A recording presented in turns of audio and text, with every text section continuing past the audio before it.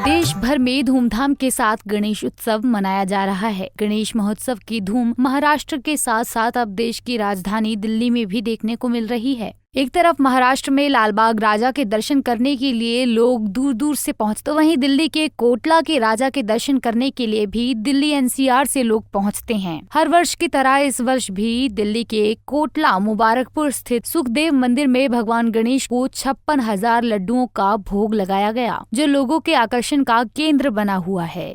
यहाँ आपको बता दें कि भगवान को 56 व्यंजन का भोग लगाने की परंपरा की शुरुआत श्री कृष्ण की गोवर्धन लीला से जुड़ी है। इस लीला में श्री कृष्ण ने 7 दिनों तक इंद्र की वर्षा से ग्वालों की रक्षा की थी। क्योंकि उनकी उंगली पर गोवर्धन था, इसलिए वो खाना नहीं खा सकते थे। इसलिए ग्वालों ने भक्ति भाव से उन्हें हर प्रहर एक व्यंजन का भोग लगाया। इस तरह 7 दिनों के 8 प्रहर में कुल 56 व्यंजन का भोग लगाया गया। सुखदेव मंदिर के पुजारी पंडित नरेश नारायण वरिष्ठ ने बताया कि भगवान गणेश को 56,000 लड्डुओं का भोग और 56 मिठाइयों का भोग लगाया गया और ये परंपरा उनके पिता के द्वारा शुरू की गई थी।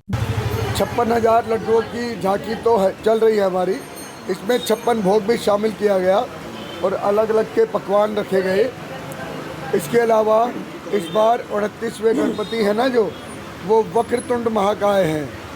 29वें गणपति का नाम था वक्रतुंड महाकाय। 28वें गणपति थे सुरेश्वर। तो 28वें वर्ष में उनका विवाह हुआ था। तो इस बार गणपति 56,000 लड्डुओं के साथ अपने परिवार के साथ बैठे हैं। रिद्धि सिद्धि भी उनके साथ है। जिस प्रकार से भगवान का विशाल आकार है, उतने ही विशाल आकार में इनका भोग भी है। इसलिए गणेश जी गजानन की कृपा से ये भोग बना है और सहयोग से भोग बना है। 56,000 लड्डू जब विसर्जन यात्रा होती है तो पूरे नगर में बांटे जाते हैं। हम लोगों का धन्यवाद करते हैं कि आपने हमें सहयोग किया, तो हम ये 56,000 लड्डू का भोग लगा रहे हैं। कितनी तैयारी है जो आप लोगों ने करी है विसर्जन को लेकर? किस तरीके से कहाँ गणों की व्यवस्था है।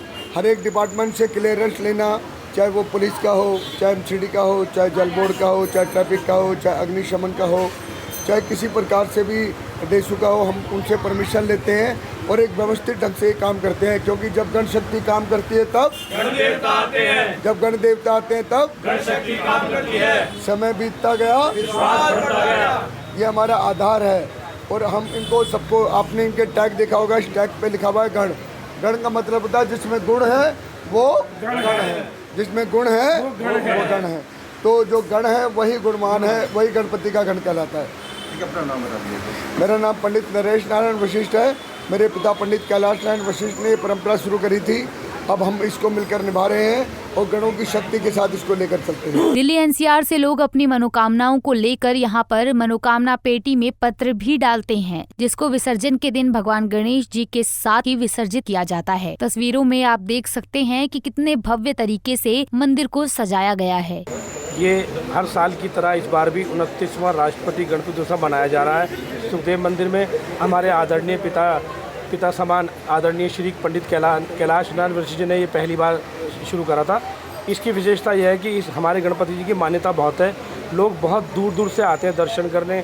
यहाँ लड्डुओं की झांकी लगती है। 56,000 देसी घी के लड्डू जो स्वयं मंदिर में बनाए जाते हैं। इस बार 56 भोग भी रखा गया है और नौका विहार लगाया जाता है। यहाँ आप देखिए प्रकाश उत्सव लगाया गया, बहुत सुंदर।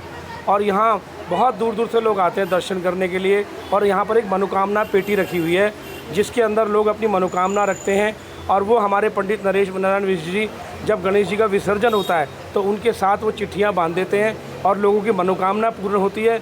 अगले साल फिर लोग मनोकामना मांगने आते हैं, उनकी फिर पूरी होती है। इस तरीके से ये बहुत मान्यता गणपति जी हैं सुखदेव मंदिर के।